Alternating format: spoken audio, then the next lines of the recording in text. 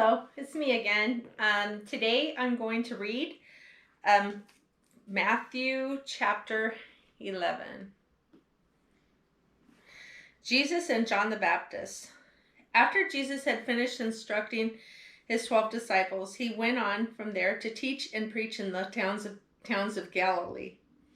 When John heard in prison what Christ was doing, he sent his disciples to ask him, "Are you the one who was to come, or should we expect someone else?" Jesus replied, "Go back and report to John what you hear and see. The blind receive sight, the lame walk, those who have leprosy are cured, the deaf hear, the dead are raised, and the good news is preached to the poor. Blessed is the man who does not fall away on account of me." As John's disciples were leaving, Jesus began to speak to the crowd about John. What did you go out into the desert to see? A reed swayed by the wind? If not, what did you go out to see? A man dressed in fine clothes? No, those who wear fine clothes are in kings' palaces. Then what did you go out to see? A prophet? Yes, I tell you, and more than a prophet. This is the one about whom it is written, "I will send my messenger ahead of you, who will prepare your way before you." I tell you the truth, among those born of women, there has not risen anyone greater than John the Baptist. Yet he who is least in the kingdom of heaven is greater than he. From the days of John the Baptist until now, the kingdom of heaven has been forcefully advancing, and forceful men lay hold of it. For all the prophets and the law prophesied until John, and if you are willing to accept it, he is the Elijah who was to come. He who has ears, let him hear. To what can I compare this generation? They are like children sitting in the marketplaces and calling out to others. We played the flute for you, and you did not dance. We sang a dirge. You did not mourn.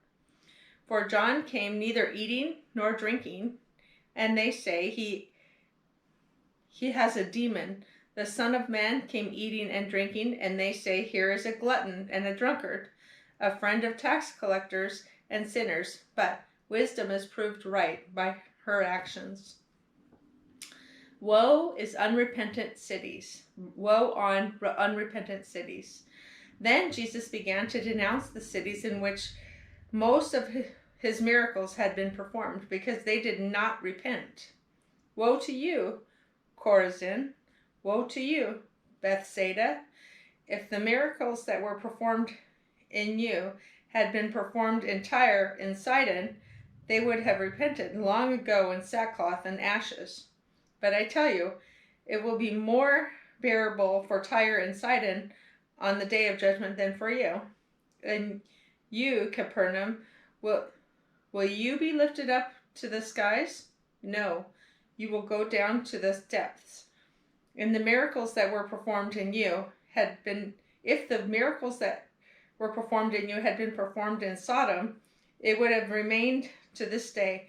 But I tell you that it will be more bearable for Sodom on the day of judgment than for you. Rest for the weary. At that time Jesus said, I praise you, Father, Lord of heaven and earth, because you have hidden these things from the wise and learned and revealed them to little children. Yes, Father, for this was your good pleasure.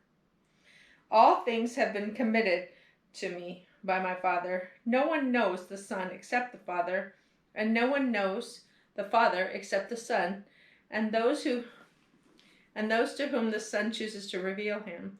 Come to me, all you who are weary and burdened, and I will give you rest.